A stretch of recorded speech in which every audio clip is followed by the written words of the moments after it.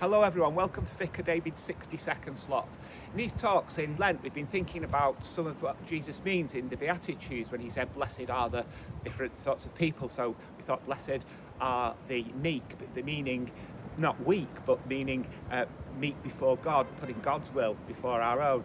Blessed are the poor in spirit, meaning blessed are the people who are not physically poor, but who know the need of God, know that we're not in charge and in control as much as we like to think we are. And on today, the first real day this year, we've been able to sit out in the sun and enjoy the nice weather and this peaceful weather, this peaceful scene.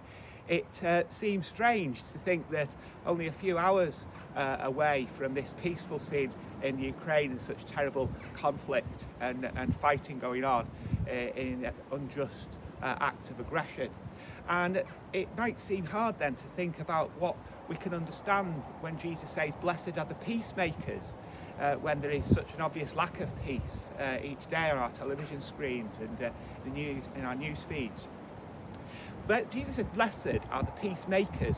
And it makes me think what we actually mean when we say, what does it mean to say someone is blessed, that we are blessed? Sometimes we misuse that, I think, and say, oh, God has blessed us with something, God has blessed us with this, when it's actually just something we might be fortunate to have. And I certainly don't think that we should be going around saying, oh, we've been blessed by material possessions. I think being blessed is actually being in a right state, a right relationship with God, that we're doing God's will, we're doing what God wants. So Jesus doesn't say, blessed are the peacemakers who succeed. He says, blessed are those who try to break down barriers, to overcome misunderstandings, to bring reconciliation.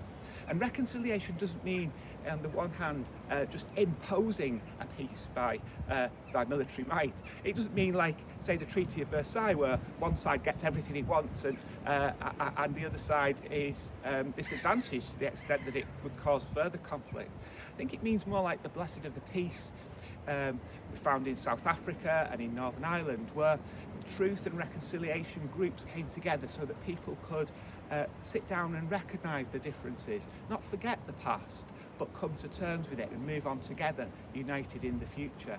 And I think in doing that, we put ourselves in the right relationship that God wants us to be. Perhaps one way of understanding that is to say God wants us to break down barriers, to overcome differences and build up strong relationships. And if that's true in the international news, it's surely true in our own lives as well, to bring peace, to live alongside other people and to exist in that right relationship with God.